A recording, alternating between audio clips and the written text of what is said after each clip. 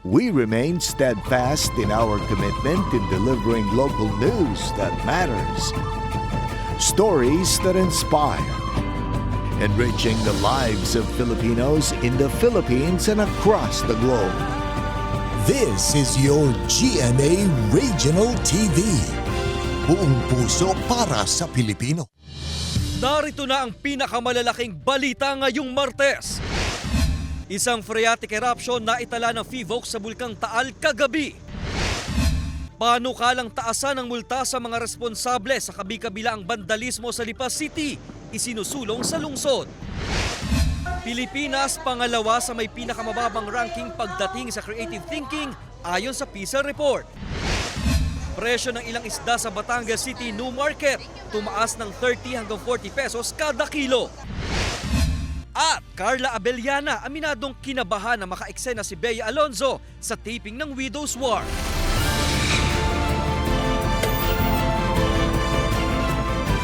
Ito ang GMA Regional TV, Balitang Southern Tagalog. Magandang hapon mga kapuso, narito na ang Balitang Southern Tagalog. Hatid namin ang mga pinakamalaki at pinakahuling balita sa Timog Katagalugan. Live mula rito sa GMA Batangas Station, ako po si Ace Medrano. Tumaas ng 30 hanggang 40 pesos kada kilo ang presyo ng ilang isda sa Batangas City New Market. Ano kaya ang dahilan? Alamin natin yan sa live na pagtutok ni Denise Abante. Denise.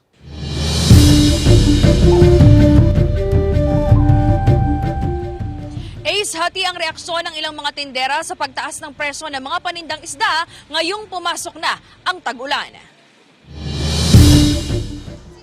Huli sa kawil ang mga panindang tulingan at galunggong ni Donna sa kanyang pwesto sa Batangas City New Market. Ito raw ang kanyang pinagkaiba sa ilang tindera na halos inaangkat ang mga paninda. Bagamat may pagtaas sa presyo ng isda ngayong buwan, magandang epekto raw ito para sa kanya. Gusto ko mas mahal ang isda kasi madaming isda. Dahil ako yung doon nakakatubo pag mahal ang isda. Hindi mababa na, nalulugi ka pa rin. Dahil pag mahal na yung isda, kakaunti na ikutan ng tao. Pag madami, mura na, nababa pa rin ang presyo, nalulugi ka doon, pababa. Sila nabili kahit pataas. Sa ngayon kasi naglalaro sa 150 to 220 pesos ang kada kilo ng mga isdang mabibili sa Batangas City New Market. Ayon sa ilang mga tindera, aabot sa mahigit 30 hanggang 40 pesos ang itinaas sa presyo buhat ng makaranas ng pag-uulan. 200 pesos na ngayon ang mga isdang mulanay at galunggong mula sa dating 100 to 150 pesos ang kada kilo. Ang kalapato na masarap iprito o kinamatisan, nasa 150 pesos na ngayon mula sa dating 80 pesos lamang. 200 piso kada kilo rin ang isdang tulingan at tingin na dating 120 pesos lang. Tumaas din ang presyo ng tilapia at bangus. Ang pagpasok ng habagat ang isa sa tinitingnang dahilan ng pamunuan ng pamilihan sa pagtaas sa presyo ng isda. Malakas ang alon, taghangin. May mga isda tayo pero hindi katulad nung nakaraang linggo na saksa tayo sa mga tulingan, galunggong. Pagpatuloy pa rin tayong pumapasok sa tag-ulan at saka taglakas ng alon, hindi kakaunti ang nakakapangisda. So talagang mataas ang presyo ng ating mga isda. Kung si Donna natutuwa sa mataas na presyo ng isda, dumadaing naman ang tinderang si Aling Adelia dahil tumutumal ang bentahan sa pagtaas ng presyo. Umaangkat lang kasi siya sa mga kasa at ilang tindera. Maliwanag ang buwan, mahal ang isda. Pag madilim, madami-daming isda, mura-mura. Galing sa mura, kaya mahirap kayo magbili. Mahirap din sa bahay, walang kahit kaunting kita. Mataas man ang presyo ng isda, nagpilit pa rin daw bumili ng kalahating kilo ng galunggong si Marilyn. Di hamak pa rin daw kasi, mas mura ito kaysa sa karne, pero dahil sa presyo, Parang tinatamad ng bumili ng isda. Magugulay na lang, pwede naman sa gulay. Naghahanap ng isda. Sana naman pa bumaba ng presyo ng isda para lahat ng tao ay makabili naman. nananatili naman sa 360 to 370 pesos ang kada kilo ng karneng baboy at 220 pesos ang buong manok. Ace, payo ng pamunuan ng pamilihan sa mga mamimili na pumunta ng mas maaga sa palengke para makatiyak daw na sariwa at mura ang mabibiling isda. Ace? Maraming salamat Denise Abante. Naitala ng FIVOC ang isang phreatic eruption sa Bulkang Taal kagabi. Ang detalye sa report ni Paul Hernandez. Nasisilayan ng mag-inang Irish at Nathan ang ganda ng bulkang Taal sa baybayin ng Taal Lake sa Barangay Halang sa Lipa City tanghali kanina. Kalmado ang tubig at mabilis ang hangin. Wala raw silang nararamdaman anumang aktibidad ng bulkan. I feel safe kasi wala siyang activity ngayon. Pero kagabi tumagal ng 2 minuto ang namonitor ng PHIVOLCS na phreatic eruption ng Taal. Ang plume o ibinugang usok nito umabot sa 600 metro ang taas na mabilis ding na-dissipate. Weak eruption lamang daw ito. Kung kukumpare natin yan nung April 12, umabot ng 2,400 meters yung phreatic eruption. This is relatively small.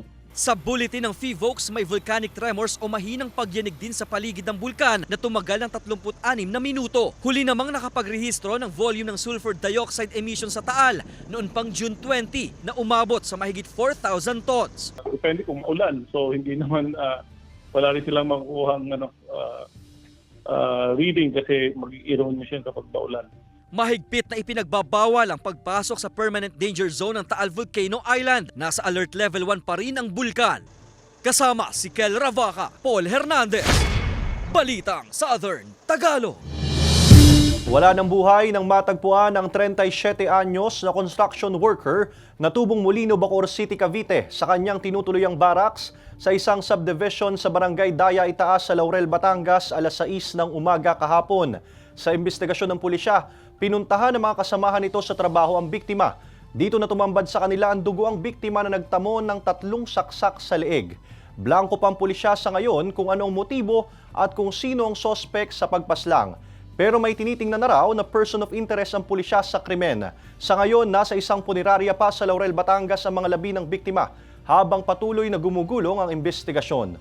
Tayo po ay nagkakandak pa rin ng investigasyon regarding din sa pangyayari. Sa ngayon, kinukuha natin ang apelidet yung mga saksi sa nangyaring incident.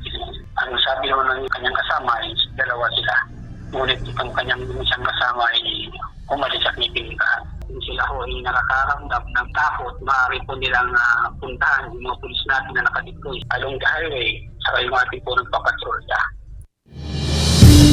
Plano umanong tumakbo ni dating Pangulong Rodrigo Duterte at 2 nitong anak na sina Davao City Mayor Sebastian Baste Duterte at Davao City 1st District Representative Paulo Duterte bilang senador sa eleksyon 2025. Sinabi yan ni Vice President Sara Duterte sa isang ambush interview sa Cagayan de Oro City ngayong araw. Una nang sinabi ng dating Pangulo noong 2021 na balak niyang tumakbo sa Senado upang ayusin ang ilang gusot sa kanilang partido. Samantala, dagdag pa ni VP Sara, tatakbo rin daw na presidente ang kanyang kapatid na si Baste sa 2028 national and local elections. Pinayuhan din daw siya ng kanyang ina na bumalik ng Davao City para muling tumakbo doon bilang mayor. Pangalawa ang Pilipinas sa may pinakamababang ranking pagdating sa creative thinking ayon sa Program for International Student Assessment o PISA report. Narito ang report ni Paul Hernandez. May ilang pagkakataon na ring nakilala ang Pilipinas dahil sa innovation at kakaibang imbensyon. Pero sa listahan ng Program for International Student Assessment o PISA, pangalawa ang Pilipinas sa may pinakamababang score na 14 pagdating sa creative thinking o pagiging malikhain mula sa 64 na bansa. 63rd place ang Pilipinas at panghuli ang Albania. Tila hindi raw kapanipaniwala ang ranking na ito para sa ilang magulang at estudyante. Nakapagpatapos naman po ako na aking mga anak na sa pagpapaaral. Okay naman po, may trabaho siya, maganda na po ang trabaho niya. Hindi man po nababahala. Iba po yung mga galing ng mga estudyanteng Pilipino po. Kaya hindi po ako naniniwala. Naging basihan ng PISA ang 2022 test kung saan saklaw ang creative writing, visual expression at social and scientific problem solving. Bagay na ipinagtataka ni House Basic Education Committee Chair and Pasig Representative Roman Romulo dahil kinuha pang exam taong 2022. Nagkaroon ng hakbang kamakailan ng Education Department sa pagbubuo ng matatag curriculum para bawasan ang ilang asignatura at bigyang focus ang reading, math at science. Naniniwala si Romulo, makakahabol din ang bansa sa mahigpit na pagpapatupad nito sa mga paaralan. Para sa ilang nasa sektor ng edukasyon, may malaki rin daw papel na ginagampanan ng komunidad at sambahayan para mapataas ang competitive level ng mga mag-aaral. Marami naman kaming programs na ini-implement para mapaayos or mapalago pa yung involvement ng bata, yung kanilang performance. Pero sa tingin ko, yung sa sarili na rin, sa pag-aaral, tsaka yung support ng mga tao, ng community, ng parents nila na kailangan nilang mag-aral ng mabuti. Hindi pa sumasagot ang Department of Education sa GMA Regional TV Balitang Southern Tagalog nang hingan sila ng pahayag tungkol sa PISA result. Kasama si Kel Ravaca, Paul Hernandez, Balitang Southern Tagalog. Ito ang GMA Regional TV, Balitang Southern Tagalog.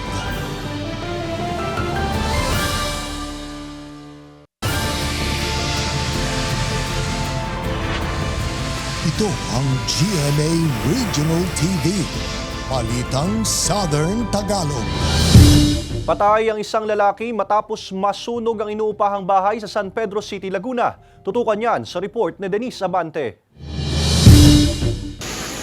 Naglalagablab na apoy at makapal na usok mula sa nasusunog na paupahang bahay ang bumulabog sa mga residente ng Barangay Cuyab, San Pedro, Laguna alas 11 ng gabi nitong Sabado. Kita sa video ng isang netizen ang paglamon ng apoy sa inuupahang bahay ng 25 anyos na lalaki na nasawi sa insidente. Napag-alaman na family driver siya ng may-ari ng bahay. Ayon sa San Pedro BFP, posibleng nagsimula ang apoy sa naiwanang niluluto ng biktima. Ito po ay may nalimutan na niluluto sa kanyang kitchen area. Lasing na lasing ng gabing iyon. At nung nakita po ng mga testigo natin na umaapoy na po yung parting kusina, ay agad po silang ginigising. Pero ayaw po nitong bumangon at parang pang nagpupumiglas na maiiwan. Hindi na raw nagawang iligtas pa ng mga kasamahan ng biktima dahil malaki na ang apoy. Na-recover ng San Pedro BFP ang mga labi nito at naialis sa nasusunog na inuupahang bahay bago pa ito tuluyang matupok. Umabot sa ikalawang alarma ang sunog. Rumesponde rin ang ilang bumbero mula sa Karatig Bayan. Pasado alas 4 na ng madaling araw nang ideklara ang fire out sa lugar. Bukod sa inuupahang bahay ng biktima, nadamay din sa sunog ang isang junk shop at bahagi ng isang commercial building na pagmamay-ari din ng amo ng biktima. Walang ibang bahay na nadamay sa sunog ayon sa San Pedro BFP. Mga naka-stock niyang mga waste product, plastic at saka yung mga iba pang mga materials na ginagamit niya. Ang estimate damage po niya ay 3 million na nasunog na pinsala. Sinisika pa ng GMA Regional TV Balitang Southern Tagalog na makuhanan ng pahayag ang may-ari ng nasunog na establishmento at kaanak ng nasawi. Abiso ng BFP sa mga residente, siguraduhin po natin na ang ating mga gasol, tangke po ay nami-maintain po natin ang kalinisan. Tiyakin po ninyo ang hose po natin ay wala pong sira o butas. Ganun din po ang ating mga LPG para maiwasan po natin ang sunog. Ang mabilis na tawag po ay mabilis na pag-responde ng bombero. Denise Abante, Balitang Southern Tagalog. Kabi-kabilaan ang mga bandalismo sa Lipa City ayon sa LGU. Ang Center Island nga sa Bypass Road sinulatan din. Nakatutok si Paul Hernandez. Ang hamak na pader dinruwingan at sinulatan ng kung ano-ano kahit pa nga ang Center Island hindi nakaligtas. Sakit na raw sa ulo ang hindi kaaya-aya sa paningin na bandalismong yan sa lungsod ng Lipa. Madumi pong tingnan siya. Kasi? Para pong nakakasira sa paligid, magandang paligid. Si City Councilor Attorney Gali Angeles nababahala sa paraming vandal signs sa iba't ibang lugar. Ipinapanukala niyang mas higpitan ang parusa sa mapapatunayang responsable sa pagbavandalize. Wala sa bansa si Councilor Angeles para hingan sana ng detalye tungkol sa panukala niya. Pero sa isang post sa social media, nalulungkot daw siya sa umano'y pambababoy sa paligid. Nilalakad niyang taasan ng multa at paggawain ng community service ang mga nagbavandalize. Sabi ng konseho sa Barangay Marawoy, may mga rumuronda naman daw na tauhan sa lugar. Ipinapalinis din naman daw ito, pero bumabalik lang daw ang mga nagbavandalize na karamihan ay kabataan. Alam nila ang rota ronda ng mga peacekeeping force sa kanang tanod. Kapag alam nila, ay, hindi magroronda ang mga to, siguro na-timing sila ng pagkakataon talaga. Parang nakakabastos yung mga ginagawa nila na ganyan. May mga nahuhuli rin daw pero hanggang warning lang muna. Kaya malaking tulong daw kung isa sa batas sa lungsod ang mahigpit na kampanya kontra bandalismo. Hinihingan din ang pahayag ng GMA Regional TV Balitang Southern Tagalog ang City Public Order and Safety o CPOS tungkol sa mga hakbang nila. Wala pa silang tugon. Kasama si Kel Ravaca, Paul Hernandez, Balitang Southern Tagalog. Sa Globalita, patay ang 8 katao matapos masunog ang isang dating research facility sa Moscow, Russia. Samantala, patay din ang 22 katao sa sunog sa isang planta ng lithium battery sa South Korea. Ang detalye sa report. Nasunog ang isang dating research facility sa Moscow, Russia. Sa video, makikitang binalot ng makapal at maitim na usok ang paligid ng nasusunog na gusali. Sa mas malapit na kuha, makikita ang ilang tao na natrap sa gusali na may 8 palapag. Base sa ulat ng kanilang state media, hindi bababa sa 8 ang namatay, kabilang na ang 2 umano'y tumalon mula sa mataas na bahagi ng nasusunog na gusali. Inaalam pang pinagmulan ng sunog. Nasawi ng 22 manggagawa habang 2 naman ang malubhang nasugatan matapos masunog ang isang planta ng lithium battery sa South Korea. Ayon sa fire officials doon, nagsimula ang apoy nang sumabog ang ilang baterya. Inaalam pa ang dahilan ng pagsabog. Posible rin daw na nakalanghap ng toxic gas mula sa pagsabog ang mga biktima. Samantala, nangako naman ang pamahalaan ng South Korea na magbibigay ng ayuda sa pamilya ng mga nasawi at nasugatan dahil sa pagsabog. Marjorie Padua, Balitang Southern Tagalog. Sinamantala ng ilang magsasaka sa Batangas City ang magtanim ngayong nakararanas ng pag-ulan. Naritong report ni Denise Abante. May 3 linggo na nang itanim ni Victor ang mga butil ng mais sa mahigit 1 ektaryang taniman sa Barangay Tabangao Dao, Batangas City. Nakatulong daw sa kanyang mga pananim ang naranasang ulan nitong mga nakaraang araw. Ito'y napakalaking biyaya sapagkat na ito ang aming iniintay para kami makatanim.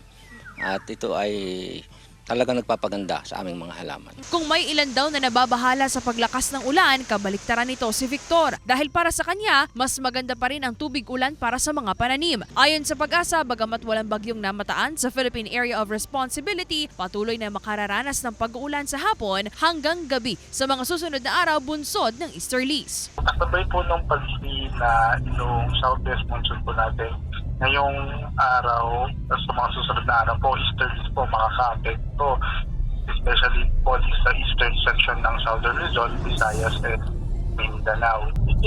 For the next 5 days po, tuloy-tuloy pa rin po yung easterlies na makaka-affect po. Para kay Mang Victor, kakayanin naman daw ng mga punlang talong at tanim na mais ang posibleng maranasang sunod-sunod na pag-uulan, huwag lang magtatagal ang pagtiim ng tubig sa mga taniman. Ang problema niya ngayon, ang pananalasa ng pangilan-ngilang fall army worms na kanya naman daw nagagawa ng paraan. Dapat po ay talagang maisprehan habang maliit pa. Ako po ay dati ginagamit ko yung ating synthetic na pang-spray, pero ngayon po ay mayroon akong sinusubukan na isang organic full harvest. Kapag ito po ay hindi natin inagapan, posible po yung ating tanim ay maubos. Magiging malaking tulong din daw ang mararanasang pag-uulan para maitaboy ang mga fall army worm para hindi na makapameste sa kanilang taniman. Kasama si J.R. Manjares, Denise Abante, Balitang Southern Tagalog. Isinagawa ang basaan sa iba't ibang lugar sa Batangas sa pagdiriwang ng pista ni San Juan Bautista. Tunghayan yan sa report ni Paul Hernandez. Zumba party sa kalye na may kasamang basaan. Ganyan kasaya ang mga taga-Lemery, Batangas sa pagdiriwang ng pista kay San Juan Bautista. Ang sigaw nila rito, bawal ang pikon. Napaliwanag namin po na bawal kayong magalit kasi po talaga ito na po yung kasanayan, taon-taon. Isang araw naman to, laging garne naman sa tuwing isang taon.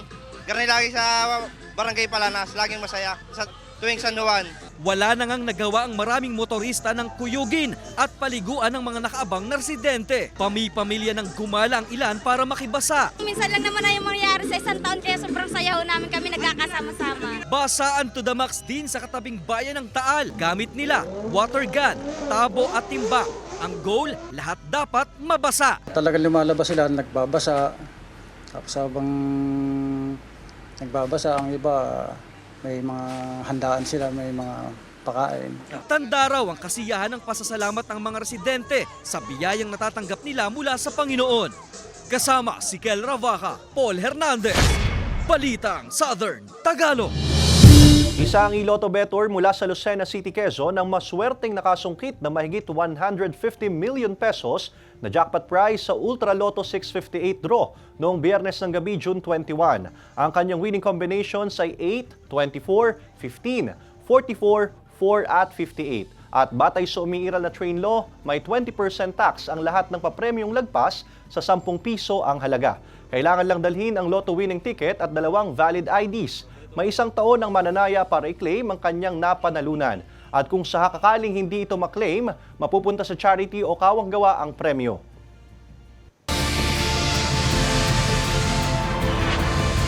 Ito ang GMA Regional TV. Balitang Southern Tagalog.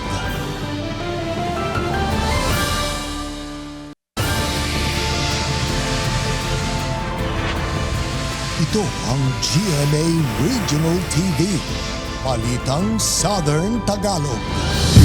Naitala ang engkwentro sa pagitan ng militar at umano'y rebelding grupo sa Tui, Batangas kung saan 2 ang patay. Nakatutok si Denise Abante.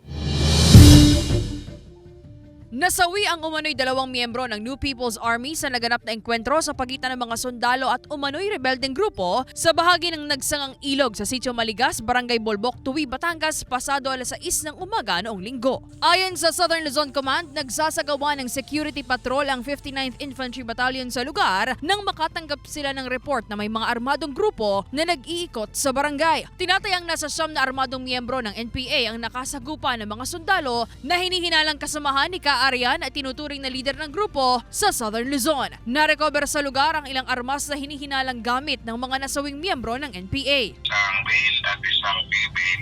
At siyempre na-recover na po natin yung mga hawak na ng baril M16, isang Uzi, isang rifle at mga improvised grenade. Ito po ay remnants ng tropa ni Kaarian. Inilikas naman ang nasa 100 residente dahil sa nangyaring engkwentro. Pansamantala silang nananatili sa barangay hall at covered court ng barangay. Ayon sa Southern Luzon Command, patuloy pang tinutugis ang mga nakatakas na kasamahan ng mga nasawi. Panawagan nila sa mga ito na sumuko na. At this time po, kalapit din naman sa Tui, Batangas na yung tropa ng remnants ni Area. Matagal na po kaming nananawagan na magbalik loob na sila. Kausap niya ako doon si Arya, nangikausap ako sa kanya na magbalik na bago mangyari masama. So makabilang buhay na po si Arya. Panawagan po ng Southern Luzon Command sa mga natitirang pagnahan dyan. Magbalik loob na po kayo. Naging malaking tulong din umano ang ulat ng mga residente sa otoridad ng mga kahinahinalang gawain kaya mabilis nakaresponde sa lugar. Samantala namahagi naman ng relief goods ang pamunuan ng barangay at ang pulisya sa humigit kumulang 100 mga residente na naapektuhan ng nangyaring engkwentro. Denise Abante, Balitang Southern Tagalog.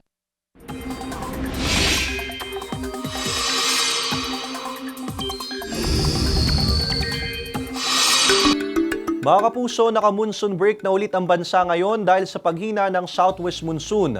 Sabi ng Pag-asa, lumihis papalayo sa Pilipinas ang ihip ng habagat dahil nahatak ito ng namumuong sirkulasyon sa bahagi ng Vietnam. Sa datos ng Metro Weather, malaki ang posibilidad na umulan sa Occidental Mindoro, Palawan, Marinduque, Romblon, Quezon, Cavite at Laguna.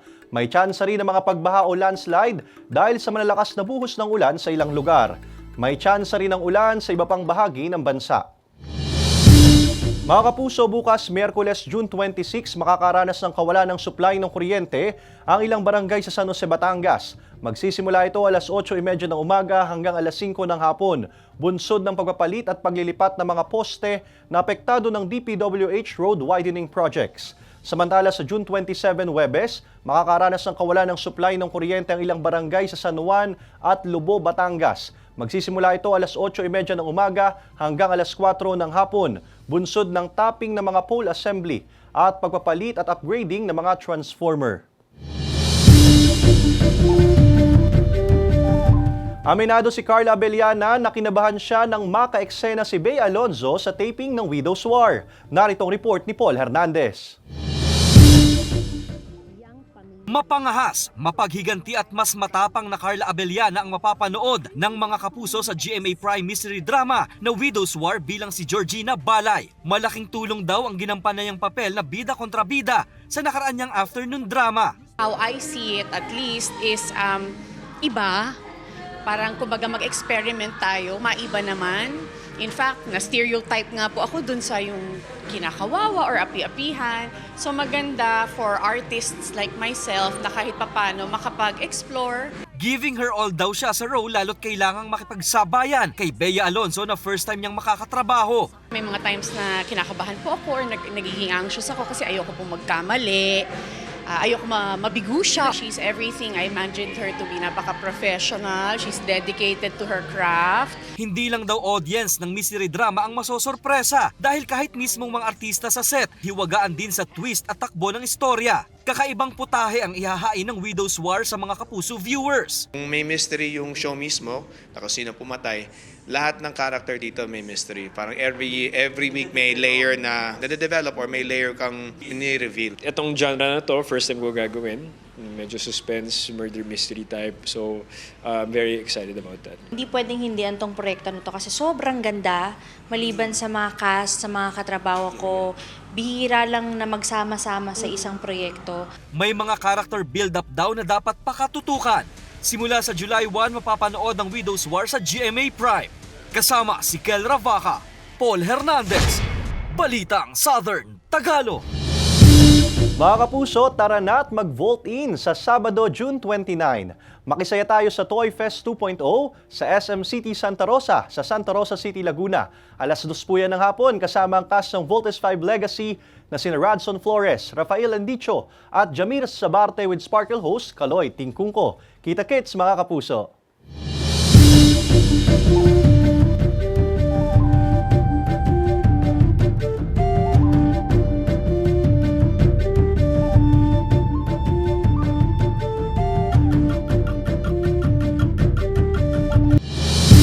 Samantala, mapapanood nyo po ang episode na ito at iba pang pinakahuling lokal na balita sa official website ng GMA Regional TV, www.gmaregionaltv.com.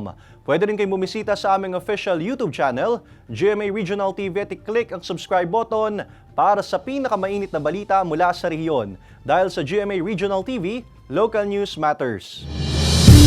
At yan ang mga pinakamalaki at pinakahuling balita sa Timog Katagalugan. Maraming salamat sa pagsama sa amin, pati na mga kapuso sa ibang bansa na tumutok sa mga balita sa rehiyon. Kami, ang GMA Regional TV Balitang Southern Tagalog. Buong puwersa para sa mas malaking misyon at mas malawak na paglilingkod sa bayan.